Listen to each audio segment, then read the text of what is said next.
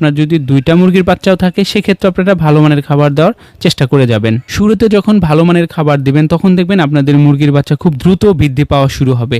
আর ওই টাইমে আপনাকে খাবার ম্যানেজমেন্টটা ভালো চালিয়ে যেতে হবে। অনেকেই একটা প্রশ্ন আমাকে করে থাকেন, আর তা হলো কোন বয়সে মুরগিকে কোন খাবার দিব। এই জিনিসটা আমি আপনাদেরকে আবার ক্লিয়ার করি।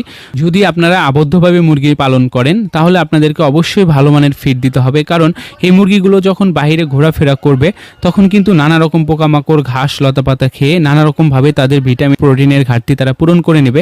তো যখন আপনি আবদ্ধভাবে পালন করবেন তখন কিন্তু আপনি গম, ধান, ভুট্টা ভাঙা এগুলো যদি দেন তাহলে হবে না। আপনাকে অবশ্যই প্রোটিনযুক্ত, ফ্যাটযুক্ত খাবার আপনাকে দিতে হবে। এর মধ্যে রয়েছে যেমন 0 থেকে 40 দিন বয়স পর্যন্ত লেয়ার স্টার্টার ফিড পাওয়া যায়, অথবা যারা ব্রয়লার পালন করবেন তাদের জন্য ব্রয়লার স্টার্টার ফিড পাওয়া যায়। এগুলো আপনারা দিয়ে যাওয়ার চেষ্টা করবেন একটানা 40 দিন পর্যন্ত। এরপরে হচ্ছে গ্রোয়ার যে ফিড আছে, লেয়ার গ্রোয়ার ফিড যদি ডিমের জন্য পালন করেন তাহলে, আর যদি সোনালী মুরগি